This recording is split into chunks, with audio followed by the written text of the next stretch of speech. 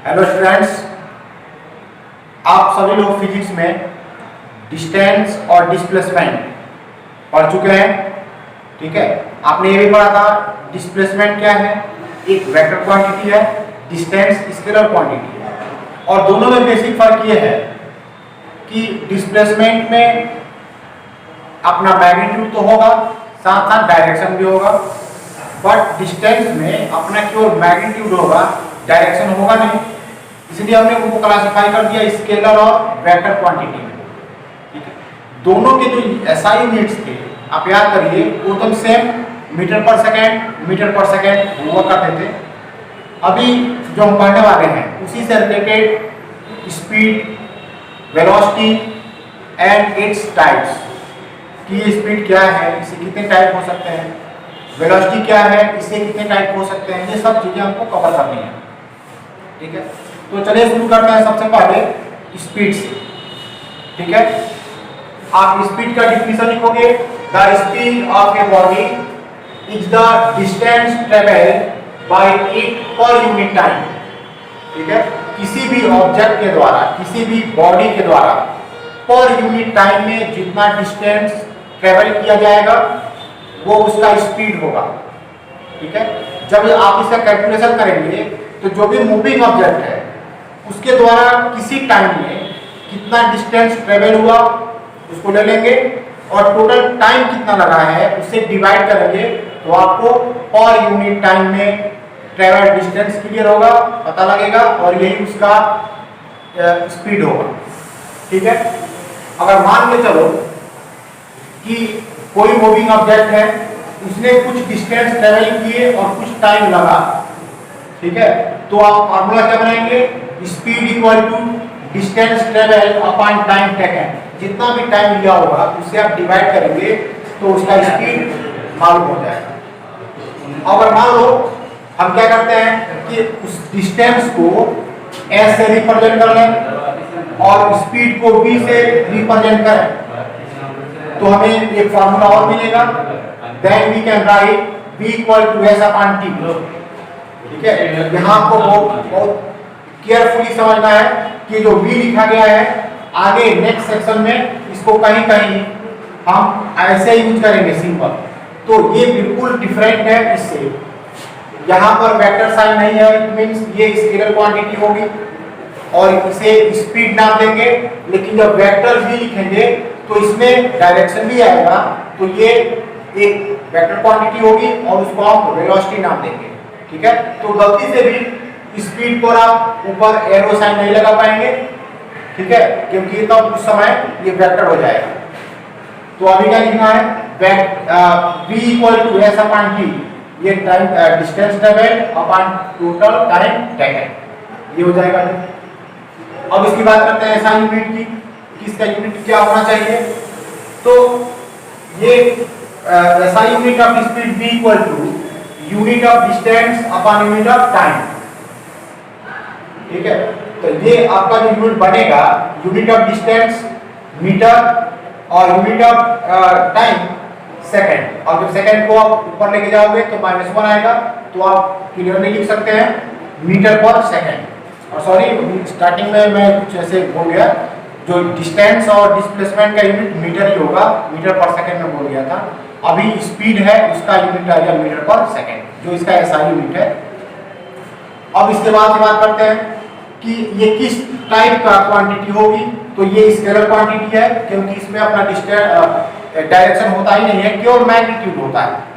ठीक है, इसलिए अगर आप चाहें कि आप स्पीड को चेंज कर दें तो स्पीड को चेंज करने के सिर्फ एक वे आपके पास है, एक मेथड है कि उसके मैग्नीट्यूड को चेंज कर लिया जाए। डायरेक्शन तो है नहीं, तो डायरेक्शन चेंज करने से होगा, केवल आप मैग्नीट्यूड चेंज करेंगे तो आपका स्पीड चेंज हो जाएगी। ओके, अभी हम बात करते हैं इसके टाइप्स पर कि कौन कौन टाइप हो सकते हैं। देखिए, आप कभी भी किसी भी कार में बैठिए, बस में बैठिए, ट्रेन में बैठिए या अपना कोई व्हीकल आप खुद चलाइए, तो आप क्या देखेंगे कि जहां पर क्राउड कम है, रोड की जो क्वालिटी है बिल्कुल अच्छी है, वहां आपका स्पीड ज्यादा आएगा। फिर आगे जाने से मान लो रोड खराब हो गया या कहीं क्राउड ज्यादा है, गैदरिंग है, वहां पर आपका स्पीड कम हो जाती है। लेकिन आप अपने जहां से आप चले थे और डेस्टिनेशन तक जाते समय कई बार स्पीड बढ़ाते हैं, कम करते हैं, बढ़ाते हैं, कम करते हैं, तो इसमें क्या चीज हमको मिलती है कि इक्वल इंटरवल ऑफ टाइम में इक्वल डिस्टेंस कवर हो नहीं पाता। ठीक है, तो जब कभी ऐसा सिचुएशन बन जाए कि इक्वल इंटरवल ऑफ टाइम में इक्वल डिस्टेंस कवर ना हो पाए, तो उस समय जो स्पीड बन के आएगा उसे हम नाम देंगे नॉन यूनिफॉर्म स्पीड या वेरिएबल स्पीड, एक टाइप हो गया। अब मान लो आपको बिल्कुल शॉर्ट डिस्टेंस ट्रेवल करनी है, बिल्कुल शॉर्ट है, बीच में एकदम ठीक ठाक है, कोई गैदरिंग नहीं है, तो आप क्या कर सकते हैं, इक्वल टाइम इंटरवल में इक्वल डिस्टेंस ट्रेवल कर सकते हैं। इट मींस आप अपने गाड़ी को या व्हीकल को कांस्टेंट स्पीड से चला सकते हैं।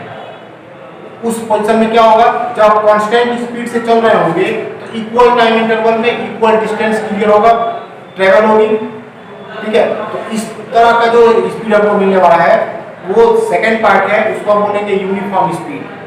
ठीक है, तो यूनिफॉर्म स्पीड में क्या समझे, इक्वल इंटरवल ऑफ टाइम में इक्वल डिस्टेंस कवर होनी है। ऑन द अदर हैंड अगर अनइक्वल टाइम इंटरवल में अनइक्वल डिस्टेंस ट्रेवल होता है तो हम उसको बोलेंगे नॉन यूनिफॉर्म स्पीड या उसको वेरिएबल स्पीड नाम दे सकते हैं। तो इसी डिस्कशन को देखकर मैं इसको दो टाइप में डिवाइड कर लेता हूं।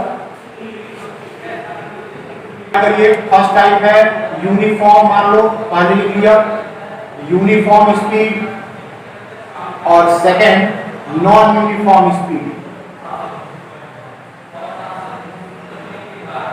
नॉन यूनिफॉर्म स्पीड, इसका एक और नाम है वेरिएबल स्पीड। वेरिएबल स्पीड, ये दो टाइप के स्पीड होंगे। अब आप डिफिनीशन कर सकते हैं, first uniform speed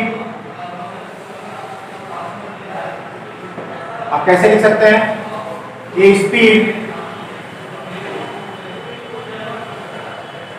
speed of a body is said to be uniform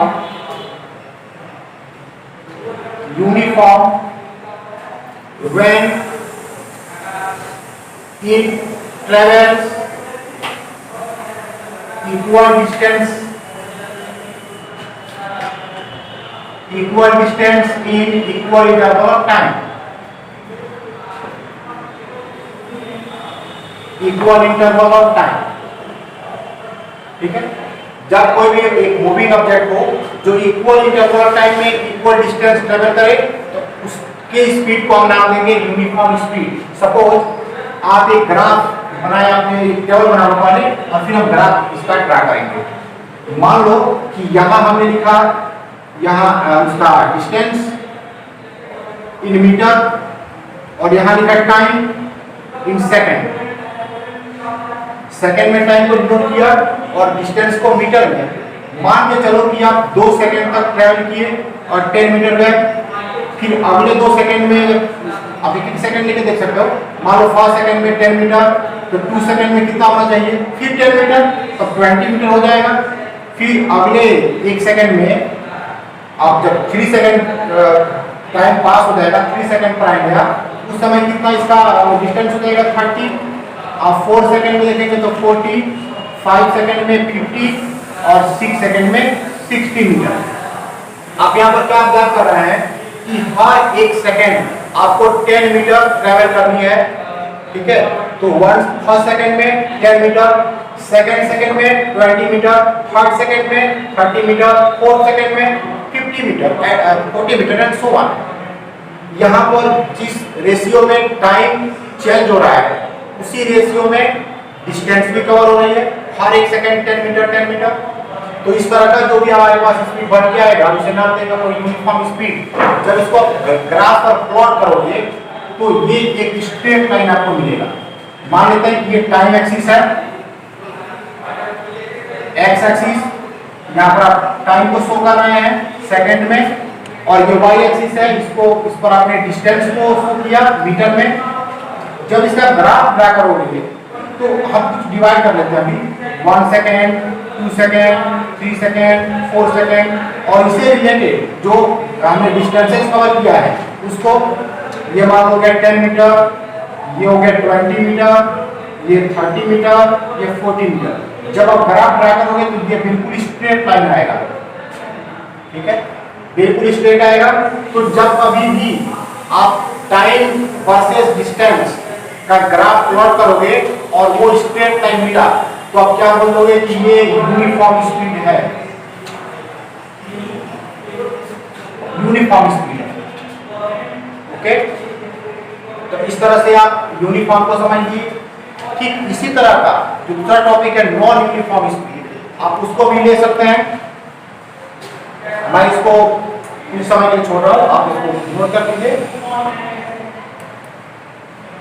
चलिए अब बात करते हैं second topic, speed. Non uniform speed, और इसका एक और नाम लिख सकते हैं variable speed.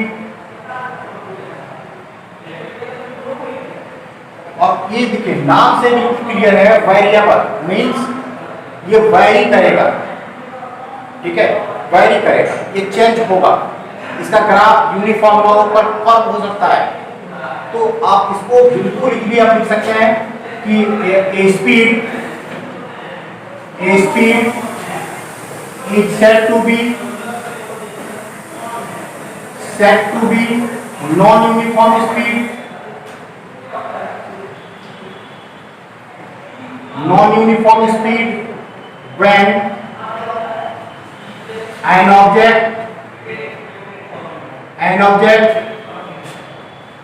travels unequal distance in unequal time interval,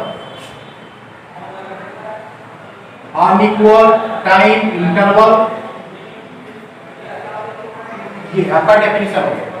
इसका मतलब अलग अलग टाइम में अलग अलग डिस्टेंस ट्रेवल करता है कोई ऑब्जेक्ट, कोई मूविंग ऑब्जेक्ट, तो उसके स्पीड को हम नाम दे सकते हैं वेरिएबल स्पीड या नॉन यूनिफॉर्म स्पीड। आप अगर मान के चलो अपने एक टेबल बनाया और इस टेबल की हेल्प से बिल्कुल अच्छे से समझ पाएंगे। मान लो यहाँ आपने डिस्टेंस को दिखाया मीटर में, यहाँ पे टाइम को दिखाया सेकंड में, ठीक है। अब चलना शुरू करो, 1 सेकंड में ये 5 मीटर ट्रेवल किया। सेकंड जो सेकंड आपका ये सेकंड है उसमें 10 मीटर, लेकिन जैसे वो थर्ड सेकंड पर गया ये हो गया 20 मीटर। फिर अगले फोर्थ सेकंड में वो हो गया 50 मीटर। फिफ्थ सेकंड में हो सकता है कि कम हो, तो ये हो गया आपका 35 मीटर। आप एग्जामिन करो कि फर्स्ट सेकंड में उसने कितना ट्रेवल किए 5 मीटर, सेकंड में 10 मीटर।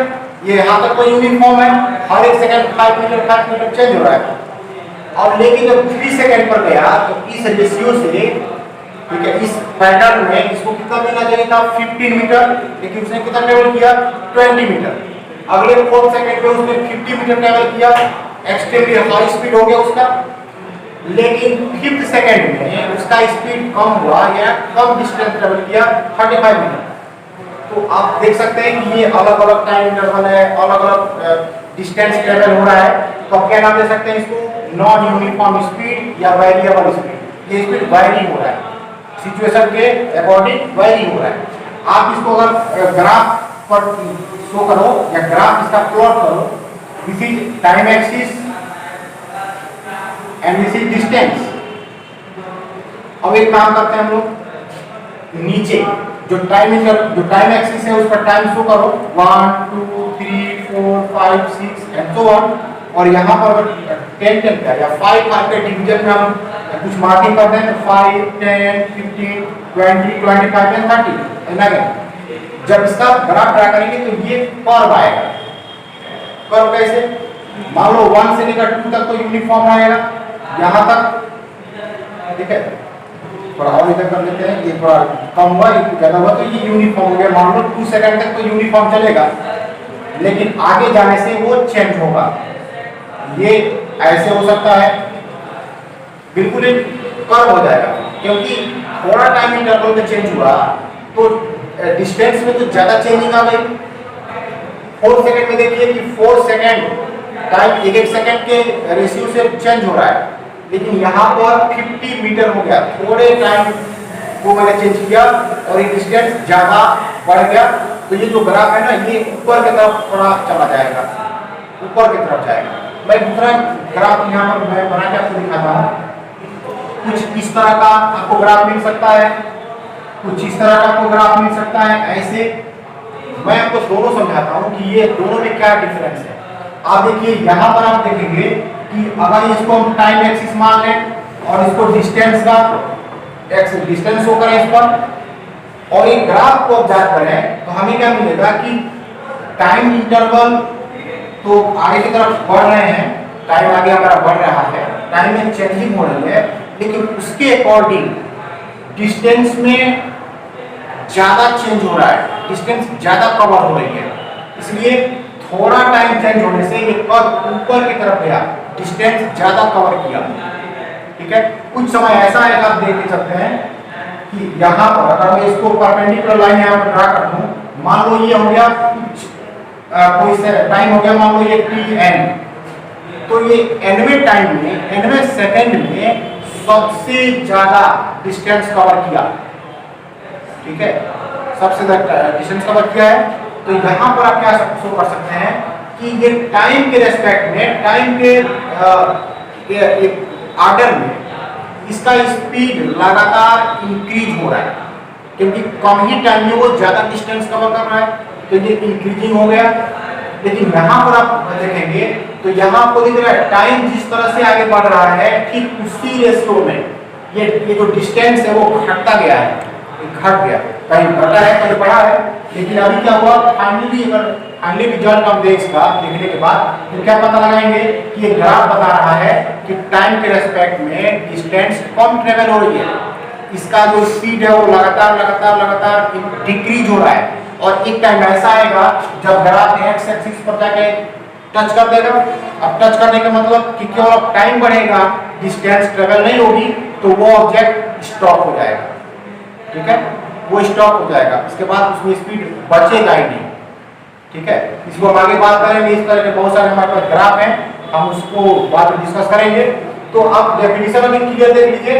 नॉन यूनिफॉर्म स्पीड क्या, एक ऐसा स्पीड होना चाहिए जिसमें ऑब्जेक्ट या मूविंग ऑब्जेक्ट या moving body unequal interval of time में अनइक्वल डिस्टेंस ट्रेवल करता है।